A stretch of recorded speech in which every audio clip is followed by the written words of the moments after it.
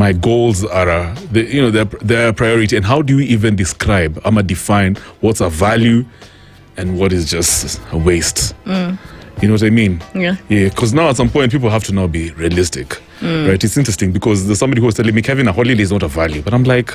It is. I need to rest, So how can I know the difference between what's necessary, what's unnecessary in terms of my goals and investments? Okay. Wow. Okay, Nani. We have to get it right in 2026. We have to. Yeah. So, when it comes to knowing the value and what is a waste, the first basic thing that someone needs to do is to have a vision and write down all the goals that they think are good to them. Because you cannot go investing without a goal in mind. When I say a vision, have a vision for your life for the next 20 years, for the next 10 years, for the next maybe 5 years. But I will always advocate for the next more than 10 years. Because out of that now, you turn down, that is my long-term goals. Then you come to your medium-term goals and your short-term goals. Then remember, I've authored the book and called it Wealth Away. Remember, different wealth, do it your own way. How you view wealth is not the same way I view wealth. And that is the biggest mistake most of us, or rather most Kenyans, make. You think how you do your investment is the same way I need to do my investment. A person saying going for a holiday is a waste of time. Me, I value going for a holiday, and that one for me is a good investment. Write it down. I need to go to this and this holiday. Will it be a short-term goal? Will it be a medium-term goal? If it's local, it's maybe definitely a short-term goal, less than maybe 1 year or 1 to 2 years. If it's maybe international, you plan for it 3 to 5 years, right? Yeah. Depending. But basically, that is the starting point. Write down all your goals. Yeah. As all your investment goals, or rather we call them financial goals. Then from there, give them a number, so that realistically you'll be knowing I'm investing with a goal in my head, and this is what I want to achieve. Anything coming or rather falling is a waste, basically, because you never wrote it down. Yeah, that's interesting. Now you get. Yes. So do goal-based investing. Goal-based investing, I like that. So you got to write down your goals. You have to. One other thing I'll take away from what you just said is don't let people define for you what's important and what's not. No, do wealth your own way. Do wealth your own way. Yes, because we all have, like the way people go with hype, the way people go with, no, my friend is doing this, I have to do with this. Yeah. That is how people end up with a lot of debt. That is how people end up with stress. That is how people end up with hating where they work, or rather hating the job they have. Yeah. Because wherever they are trying to catch up is not the same with what they really need. It's what their friends are doing. So when we started this conversation, speaking of friends and the people around us, and of course, ignoring influence from people out there, you need to know yourself. You need to. Yeah. So you wrote this book over here, Wealth Her Way. Yes. I get the vibe that you're targeting women. No. Okay, interesting. Okay. What's the idea? Her way. It's for women, yes. It's every story about women, actually. Oh, yeah. Okay. Yeah, that's what I meant, actually. But it's supposed to be read by everyone. Of course. Why I targeted women, or rather why I wrote a book about women. Yeah. We're mostly told women were the backbones of our families. Yeah. Women were good with money. Women were all those stories. Right. But deep down, when you look at that responsibility, you find this person fears to invest. You find this person has a lot of trauma because of financial betrayals from maybe partners or secrets from their partners. So this person you're talking mostly women? Yes. Okay. This person is women. Because the book is about women. And those are the stories I've shared, actually. Yeah, okay, yeah. You find this woman who is a widow. Yeah. And maybe was left a lot of wealth, but the sons or the daughters come and take everything, and now this woman has to go begging for even 2,000 Kenya shillings. It's a book about stories that women go through. Oh, so it's a collection of stories. It's a collection of different stories and different solutions. Yeah, obviously from a Kenyan context. A lot. Actually, almost everything. The stories, some of the stories I shared, I even like had, you see the way you have like a blockage and wondering, how do I tell these stories? Yeah. But yeah, it's about that. But at the same time, has financial principles and the solutions to whatever you're going through. Yeah. Be it, also it has sisterhood with money, all that stories, investment. Women fear investing a lot. Is that right? Because they are risk averse. We are risk averse people compared to men. So I was going to ask you now, bouncing off that statement that you just made over there, the risk averse. Yeah. So our topic obviously is about, money trauma. You know, some of the things that we've inherited from previous generations, our parents. So are you telling me it's mostly women who go through this trauma? Wow. Yeah. I think I will say all of us. The only difference is because you also told me in some of these programs, financial literacy, it's actually women who are the most. So why I say that, it's both women and men who go through the trauma, money trauma. The only difference is women have accepted and they are aware. So they try to get a solution to what they are going through. Okay. And that is now why... I'm with you. Yes, and that is now why the women of now, they're more informed, they look for ways. We go for this World Summit, we go for all these, you find that like these workshops that are done by to get knowledge, majorly women. But now the man is left behind dealing with the trauma alone. And that is now why there is a lot of secrecy with even partners. And who brings that? The man. Because I don't want to talk about the men's side, but I don't know what you guys go through, but I think that is the reason why now. And when it comes outside, you find people like us writing more about women, because we know their stories and they share. The bit of information that I have, excuse my ignorance, I think men are just very rigid when it comes to, of course, sharing our stories, openly talking about our money personalities and habits. We've learnt from people, maybe by observing, especially our friends, or maybe our successful friends, some people, our circle basically, or even our parents. I don't want to say it, our dads only. And so that knowledge that we have, as much as it's very nuanced, we think it's enough. I don't have to learn some more, even if it's knowledge that's leading me down a rabbit hole. It's very interesting. I think it's just ego, you know what I mean? And but I'm also seeing, younger men changing actually that whole narrative. They're more open with their mistakes and learning. So that's a good thing. Even like when I have like the coaching one-on-one coaching session, a man might not accept the coaching session, but they will want a training session. So I always do pick my brain session or coaching session, whereby if it's picking my brain, you just give me topics, we analyze and you learn about the topics. I give you how to go about this and this and this.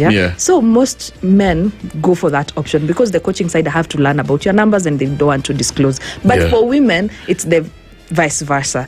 But the upcoming generation is really changing, and some are at least going a notch higher and trying to understand.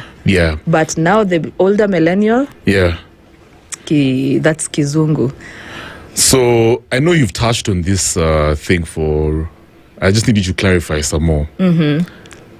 How do we audit our money habits and personalities so that we can find out whether we are actually going through some sort of trauma? How do you actually sit down and say, okay, fine, hold up? I mean, it's at the end of the year. When we started the conversation, you also mentioned how you're doing your own audit. So for somebody who is listening to you and they want to audit, how do they actually start? They have no receipts. You know what I mean? It's been a very long, eventful year, ups and downs. So how do they actually find out whether their money personalities? What are some of the things that they can do? First, you need to ask yourself, if at all you're auditing the whole year, you need to ask, in the beginning of the year, what did I want to achieve? Have I achieved what I wanted to achieve? Did my vision, anything come to light, or halfway the year? And most people do that. They dropped some of their goals. But when it comes to money personality, the first thing that you need to ask, what is what do I think about money when it comes to the word, like the world of money? What do I think? Am I scared? Do I fear money? Am I anxious about money? Do I want to learn about that money? So basically, that is where you start. At least analyze when it comes to money, what am I taking money as a tool, or am I taking money to identify myself with that money? So those are the basic things that you need to ask yourself. Then you come to, like, when it comes to earning, am I afraid to ask for a raise? Do I negotiate better when it comes to salary? Am I stuck in a job because I'm afraid to lose that money? Because most people are stuck because of that money. So when it comes to spending, even if they know there's no potential for growth, yes, they are just stuck there because they fear. And like we said, trauma when it came to growing up. You find that this person, maybe when they were growing up, they lost maybe a business, or rather the dad maybe lost a job and things really changed. So this person will always be stuck in somewhere because they fear losing, or rather going back to those memories. Or sometimes you find that maybe this person used to kufukuzwa juu ya school fees, maybe going home because of that. So you find this person will always be stuck somewhere because they fear negotiating, thinking they might be fired or let go. So when it comes to earning that, when it comes to spending, you need to ask yourself, am I spending because I'm stressed? Am I spending because I'm lonely? Am I spending because I want to satisfy a social status? Or am I spending just to show like people I have a good lifestyle? Am I spending just because I can afford without a plan, basically?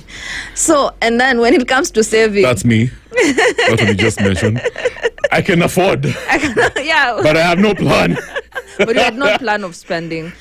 So that is earning, that is spending. When it comes to saving, you need to ask yourself, why do I save?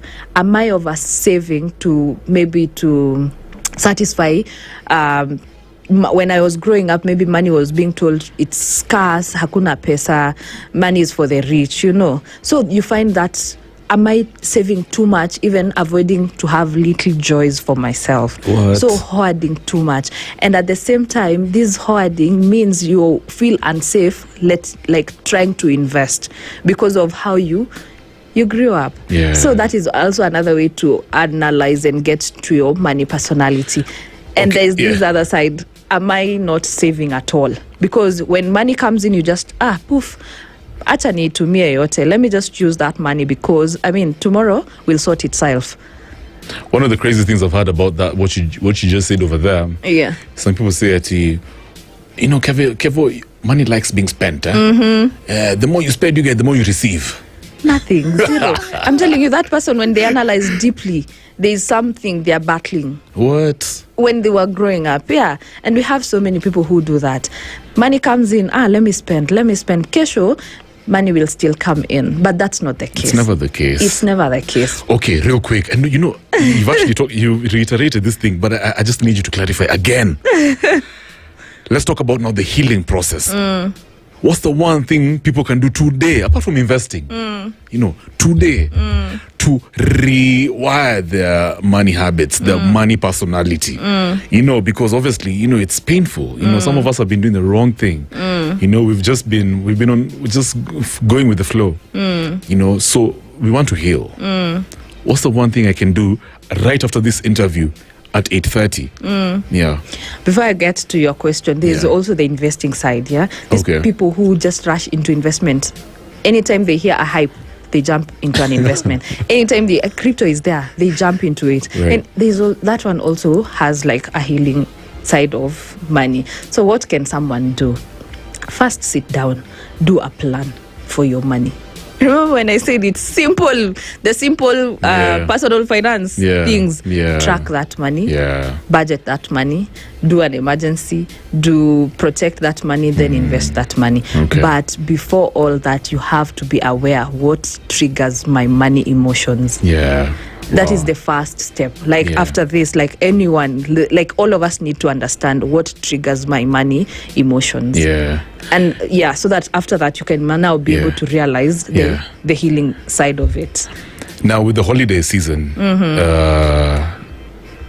being here right now, many folks feel pressure to spend beyond their means. And then, of course, we have this black tax thing. Yeah. Some guys are going to the village. And by the way, guys, if you're headed to the village, you're probably driving right now to Sijui, whatever. Itusiku, please be safe. Yeah, we've seen a lot of very unnecessary things happening on the roads. How can we spend money safely during the holidays, regardless of the pressures from our family members, from society, and also, to add on that, how can we spend without feeling guilty or regretful? Because I know in January you guys are going to be like, damn, I shouldn't even have gone home. Damn. You know what I mean? Yeah. Now you're being a miser. So how do we find a balance, right? How do we avoid the pressure to overspend, but at the same time, you don't want to be guilty. You don't want to start regretting. There's a lot going on in that question. Yeah.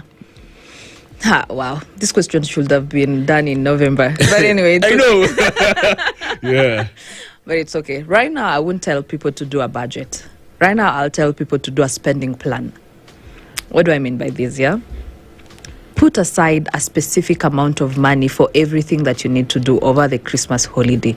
But also have in mind, January bills are coming. So what do you do when it comes to spending planning? Like form a plan for spending. If you have stated aside, like, this is my money that I need to travel with, make sure that you just specifically travel with that money without getting another flow of money somewhere, or rather umeenda and maybe something comes up and you need to cater for it. Don't. Then you make another plan for, like, remember I said spending. If it comes to kids and gifting, be specific. If you had maybe plan to spend this much on gifts, don't go past that. Right. When we go to shags, many people like want to show people like we tulifika, our status, I'm working, don't do that. It's okay to say no. And that is very important thing for people to understand. It's okay to say no to people who we love, especially in shags. You find that aunt, you find that uncle, because they know you're working, you just dish out your money. Please don't. Yeah. This time, say hi, Merry Christmas, and that's it. Okay. Next year, you can plan for something. Something to do for them. Yeah. But if at all this year you haven't done a Christmas budget, don't. Now prepare just a spending plan. Okay. But if you already planned for a Christmas budget and you know everywhere where it's going, enjoy. It's time to relax and have fun. Enjoy that money without feeling any guilt. But spending without, if you didn't have any budget, spend with a plan. If you go to the malls, go with a list. Wow, yeah, it's true. Yeah, because there's so many offers around and you realize, I needed that blend, I needed that. If you didn't, just let it be. And that is such a powerful thing you said. Yeah, plan for it another time. Yeah. If it's hosting our families, stick to a meal that you can be able to afford at that moment. Yeah. Don't overdo or overbuy drinks, overbuy things just because you want to show your family that you can afford. Stick to a simple meal, basically prepare a spending plan. And if you can, pay for all major January bills now. The moment you get your December pay. I've already done my shopping for January. Yeah. Good. Have you paid school fees? Well, that one. Yeah, I mean, we'll see. For sure. Pay your school fees before even that. I mean, there's a budget for that, right? Yeah, before that, all that. Like for those people, pay everything, the major bills. And if you're doing the shopping for January, do now. And at least now you'll have... there's also another thing that people get themselves into.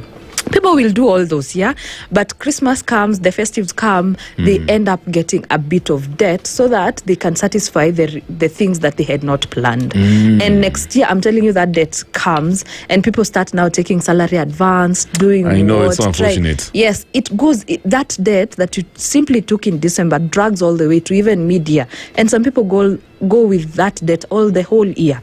You're still struggling to pay a debt that you would have avoided. Over this past weekend, my cousin was telling me something so fascinating. So his kids are in some school, and just after they closed for the holidays, the school management encouraged them to pay school fees immediately. If they have fans, you shouldn't even wait for the holidays to kick off. Kabisa, sort out first times fees, and I like that, because they are aware of certain things that can actually come up, behaviors from parents out there, and I like that. You know what I mean? Yeah. And what about the emergency fund? How should we go about it?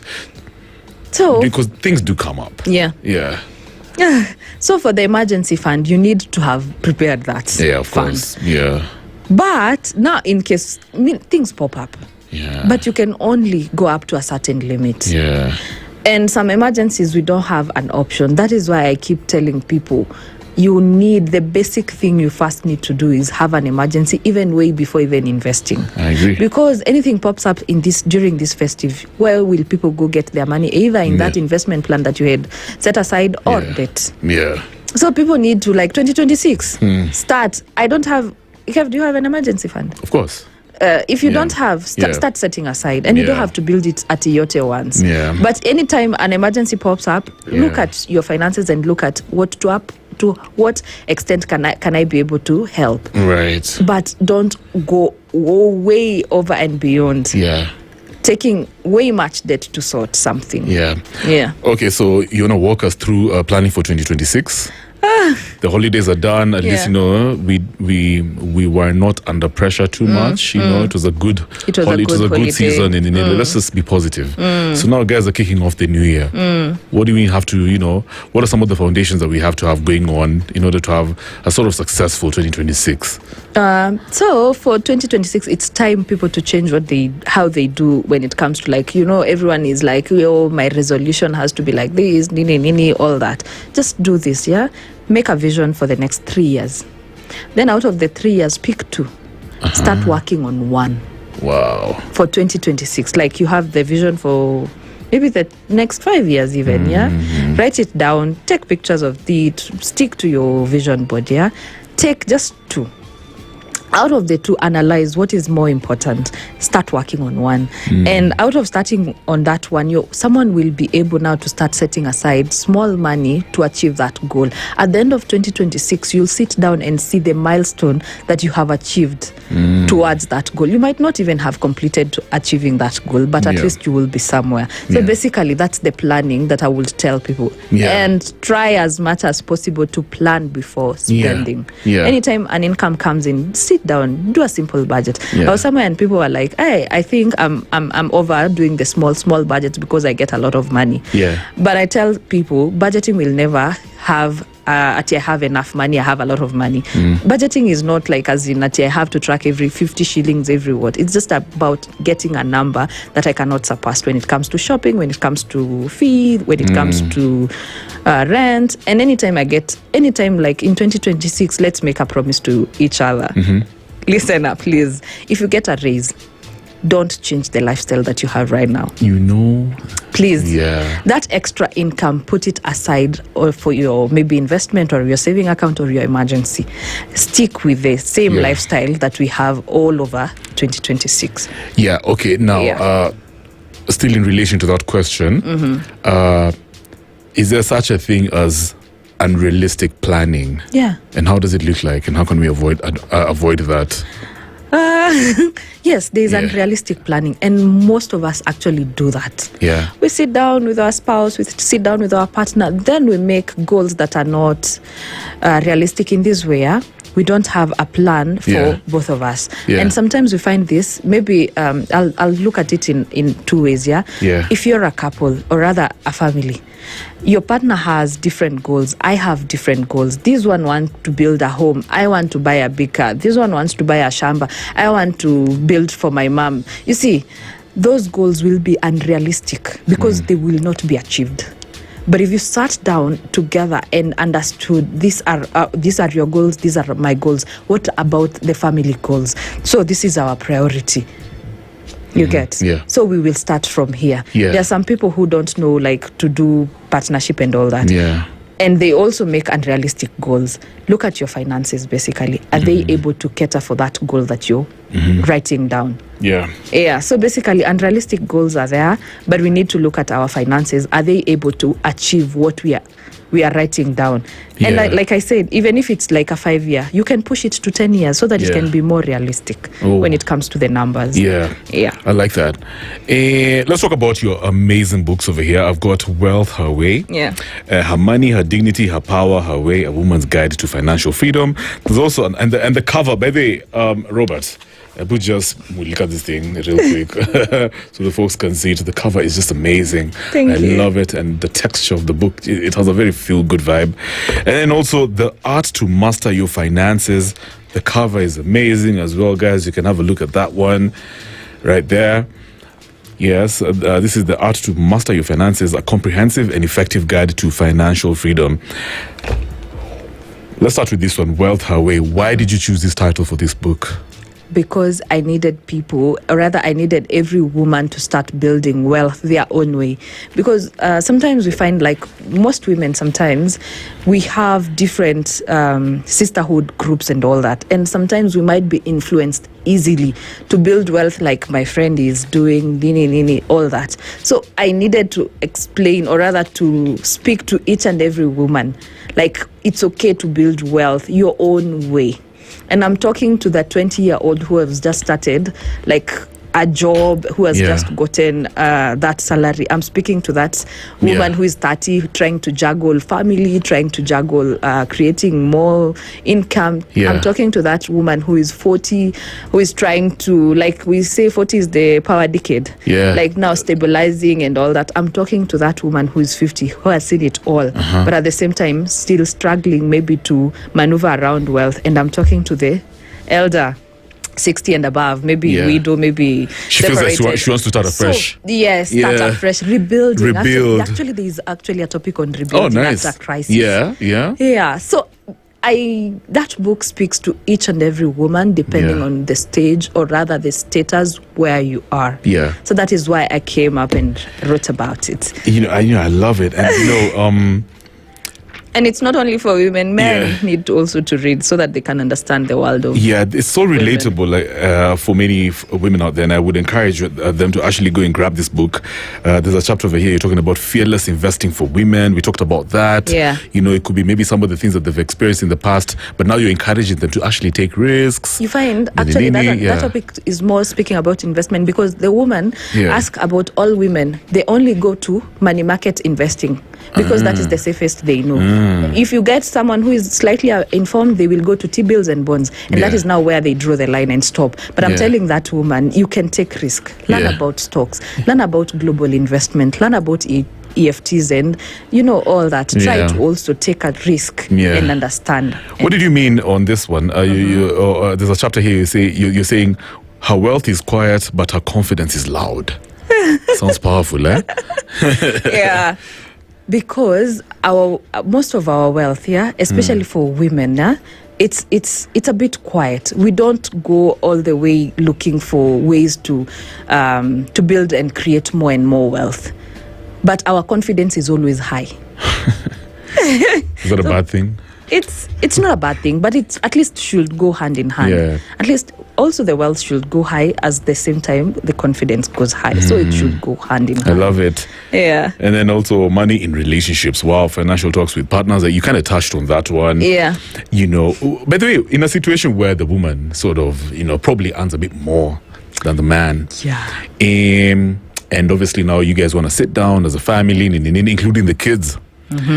So how does it play out? What's the right way to go about it? You know what I mean? She's confident, she's loud. The guy is a bit too chill. He's chill. How do we how does she, in fact, let me speak from a perspective of the female. How does the woman actually navigate this pressure? She knows very well. Maybe she's traditional. She knows it's the man who's the head of the family. You know what I mean? And she doesn't want to change that. But obviously she earns more. And the man is aware. But how do they actually build something solid without one of the partners feeling like they're not valued, or they're not an important player when it comes to financial decisions? So with that, they need first to sit down as a family, make family goals. and make family financial goals and involve the kids, then the woman and the man shouldn't think this is the amount of money. Maybe I'm getting 100, you're getting 80. It shouldn't be defined by that. They bring all the money together.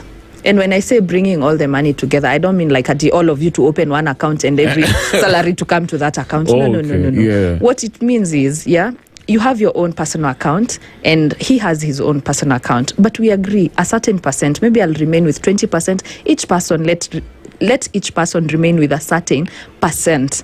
If it's 10, I always advocate on 10 for just the joy funds, for treating each other for birthdays. Then 90% we bring it together. Then we decide out of this will go to this will go to this will go to this. Now that one protects the ego of the man and protects also this woman, and especially in relating to financial decision. It will be easier for them to make both family financial decisions together without looking at this one is earning this one is earning this. So that is, if in such a scenario, that is what I would advise. Then there's this other side of scenario. The man is earning more, the woman is earning maybe pennies, and this woman has more ideas and is unable to talk to this man. So I've also given that scenario and given a solution. So because at least you need now to start having money conversation with your spouse, and they should now start seeing you like an equal partner, and you start agreeing this money we need to do this and this. So it's, when it comes to couples and money, I think I should write that book. It's all about communication. It's all about communication and understanding.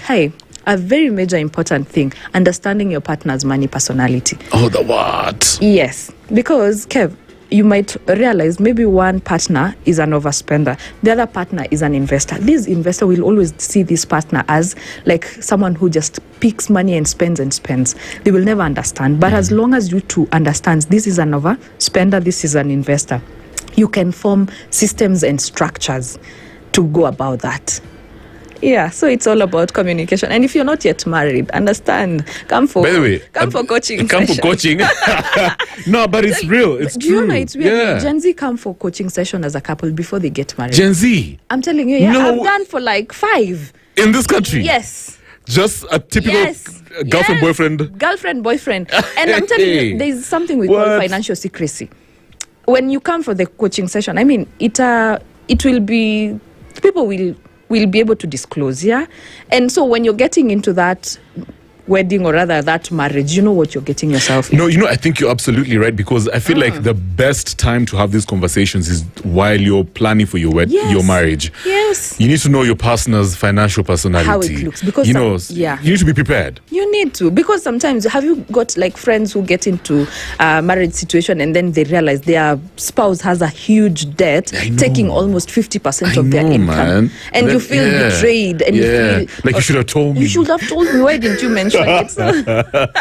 You're going to make people question the status, the marriages. No, but I love it. Okay, let's talk about the art to master your finances. This is a comprehensive and effective guide to financial freedom. I mean, the title is pretty obvious, but what inspired you? Maybe you can just give us some details. That one I wrote in 2023.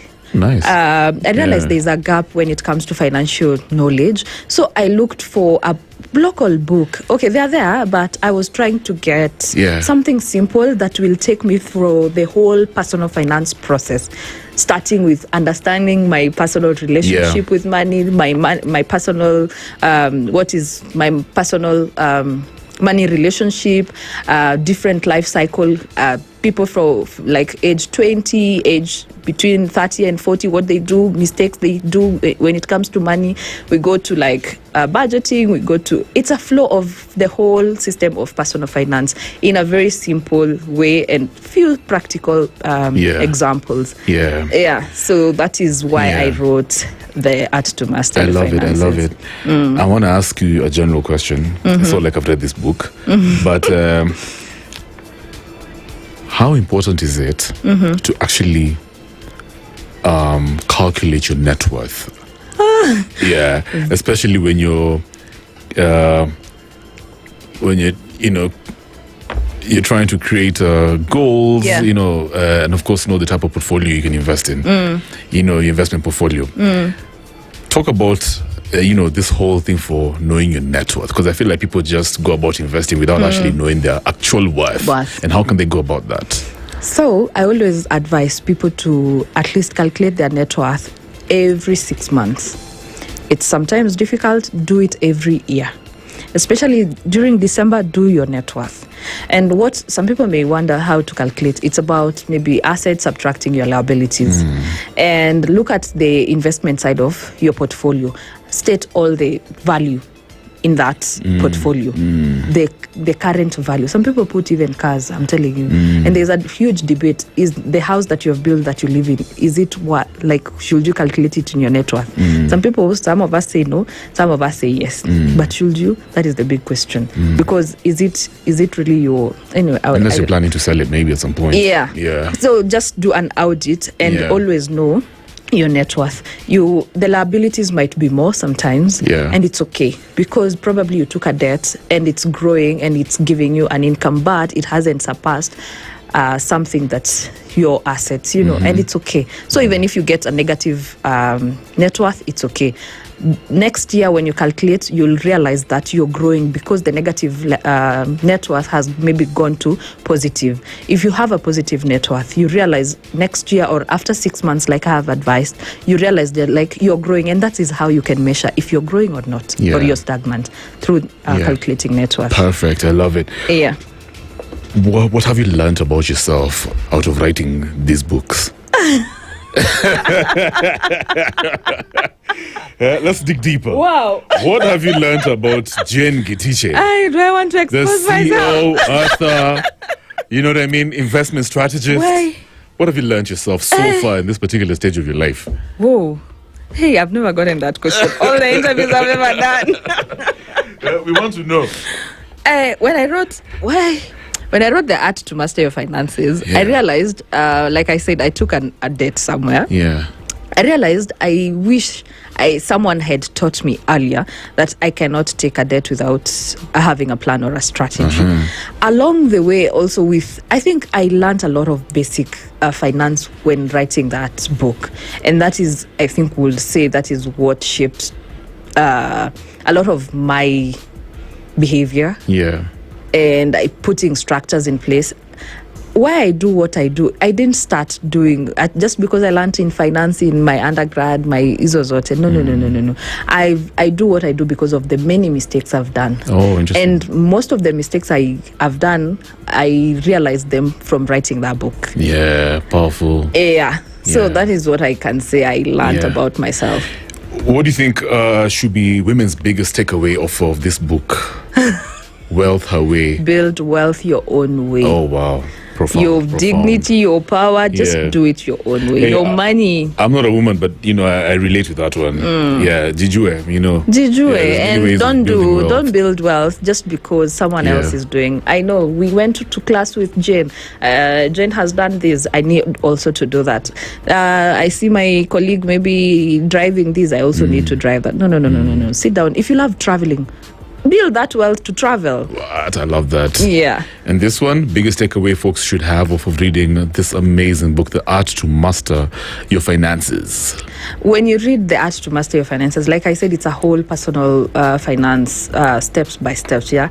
I think people now will understand more in the side of finances in depth, how to reduce your debt if you're deep into debt, how to prepare for retirement. Even legacy planning is actually there in terms of even real estate. Do I build? Do I take a mortgage? Do I? So basically, people, I think I talk to everyone when I... But have you got resources for kids?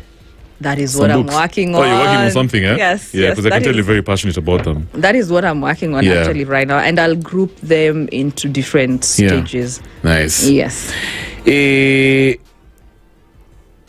So we talked about the books. Yes. But now off of our conversation, money trauma, as we wrap up, for somebody listening to us right now, what should they walk away with this evening? They've been listening since 7. Yeah. What's the golden thing they should walk away with tonight? Okay, I should ask you, what have you learned from this conversation? Me, you already know mine. Build my wealth my own way. So something out of the conversation we've been having, like money trauma. Yeah. It's okay to accept that we have been going through all those traumas, but the first thing that you need to be is aware of where your trauma comes from. and then do something about it. Start like the emotional side. When it comes to money, what triggers your emotions? And what happens when you at a very stressful moment, at a very lonely moment, and then money is mentioned? What do you do with that? So be aware of where your money trauma comes from. It's true. Yeah. I love that. Thank you so much for coming through, Jane Gitiche. It's been a real one. I've learned a lot. Karibu. You know what I mean? I'm just reminded about some of the decisions that I had to make when I was growing up. Very, very powerful. But I feel like for me, one of the most important things my mom did to me while I was young is giving me access to good education and being around really successful people.